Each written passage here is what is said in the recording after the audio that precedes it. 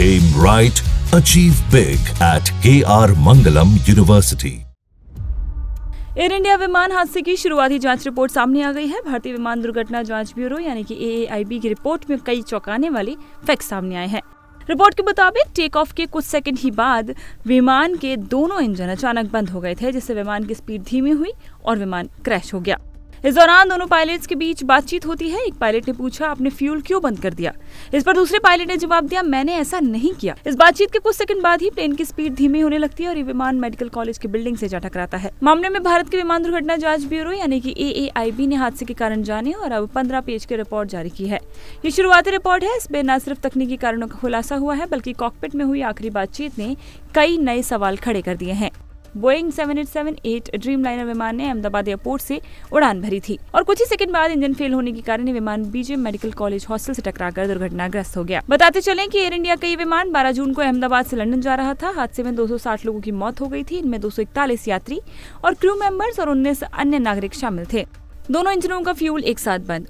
उड़ान भरने के ठीक बाद दोनों इंजन के fuel cut off switch run से कट ऑफ स्थिति में आ गए, वो भी सिर्फ 1 सेकंड के अंतराल में। इसके बाद दोनों इंजन की थ्रस्ट क्षमता पूरी तरीके से खत्म हो गई। विमान टेक ऑफ के तुरंत बाद सीधे अहमदाबाद स्थित मेडिकल कॉलेज के हॉस्टल पर गिर गया, जिससे जान माल का बड़ा नुकसान हुआ था। कॉकपिट में चौंकाने वाली बातचीत। हादसे से कुछ ही सेकंड पहले पायलट्स के बीच बातचीत रिकॉर्ड हुई। एक पायलट ने पूछा, आपने फ्यूल क्यों बंद किया? इस पर दूसरे पायलट से जवाब मिला, मैंने ऐसा नहीं किया। यह संवाद तकनीकी खराबी या मानवीय भ्रम की ओर इशारा करता है। टेक ऑफ के कुछ ही पलों बाद CCTV में देखा गया कि इमरजेंसी पावर सप्लाई सिस्टम यानी कि रेड सक्रिय हो गया है और ये तभी होता है जब इंजन बंद हो जाए। फ्यूल स्विच दोबारा चालू किए गए। एक इंजन यानी कि इंजन 2 ने थोड़ी देर के लिए काम करना शुरू किया, लेकिन दूसरा इंजन जो कि इंजन 1 था स्थिर नहीं हो सका। रिपोर्ट में कहा गया कि जांच में पक्षियों के टकराने के कोई प्रमाण नहीं मिले हैं, जिससे कारण बाहर हो गया। EAFR से डेटा मिला। विमान के अगले हिस्से में लगे EAFR extended airframe flight recorder से डेटा सफलतापूर्ण निकाला गया है। हालांकि पीछे वाला रिकॉर्डर बुरी तरीके से क्षतिग्रस्त हो गया। रिपोर्ट में कहा गया है कि अभी तक बोइंग या GE इंजन निर्माता को कोई चेतावनी या एडवाइजरी जारी नहीं की गई है, क्योंकि हादसे का वास्तविक कारण अब भी जांच के दायरे में है।